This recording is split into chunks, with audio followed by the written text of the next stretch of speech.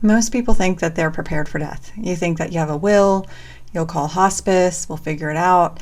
But when I ask one simple question of who decides if you're on life support, I get blank stares. Just like when your kid asks you how a light bulb works, you think you know the answer until you try to explain it.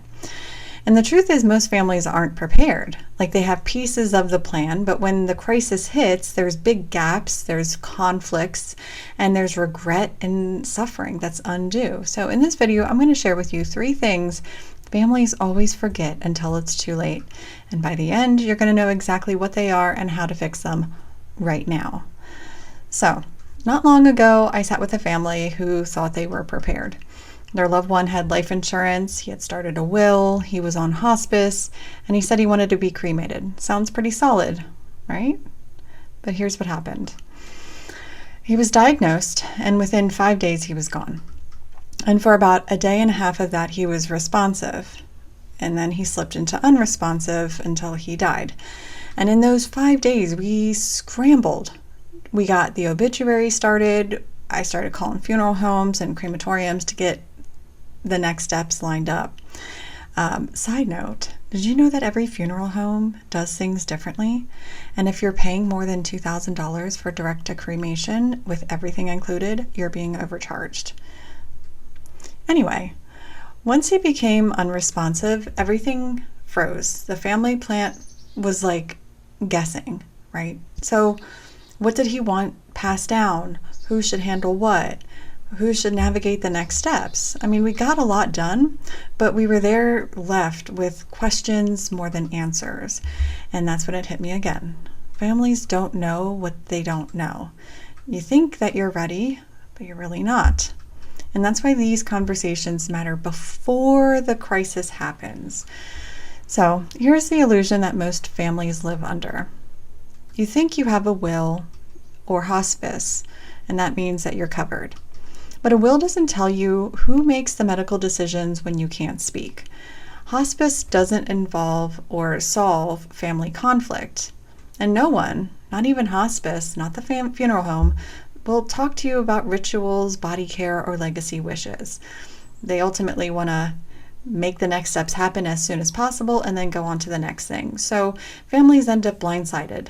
They're unprepared and often fractured. So that's why I want to walk you through these 3 things families always forget. So what are they? The first one, who makes the hard medical decisions? Everyone assumes that it'll be obvious.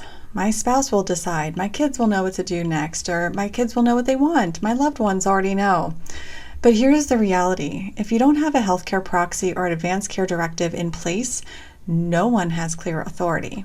Although there is next of kin. So that could be your spouse, that could be your kids, that could be your siblings. It automatically goes there unless you name them specifically. So what that means is when the doctor asks, do we put them on life support, the family may start fighting, or they might freeze, or even worse.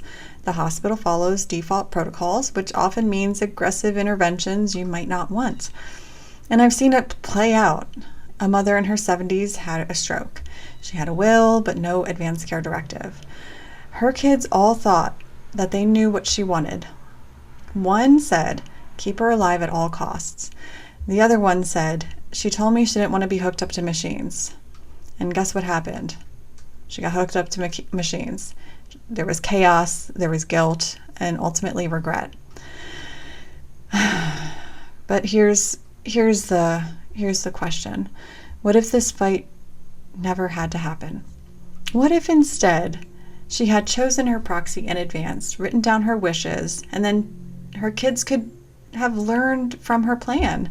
They wouldn't have fought over her silence. So let me ask you something. Could you explain right now who would make these calls for you and step by step? If not, this is your first blind spot, and it all starts with you first. So 2, who handles all the emotions? Death doesn't just bring sadness, it brings conflict.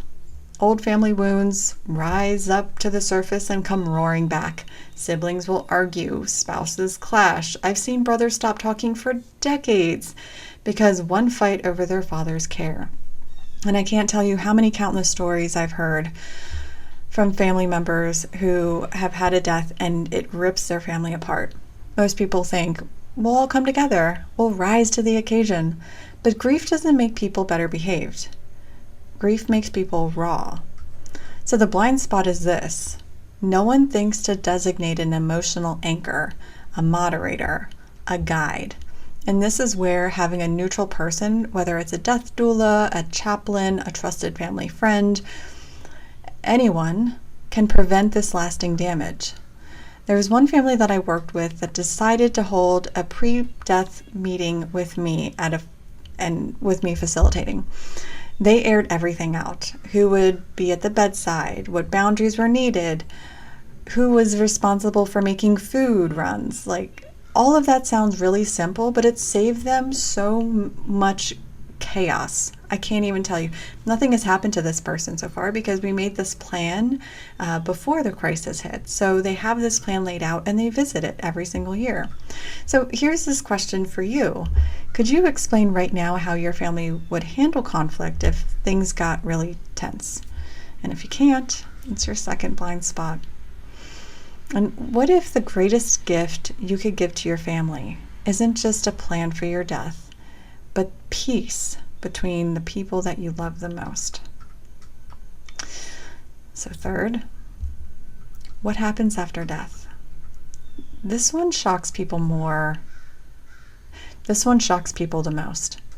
We spend so much time focused on what if I get sick, and then we forget the question of what happens once I'm gone.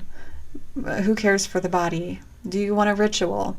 Do you want to be at home for a vigil?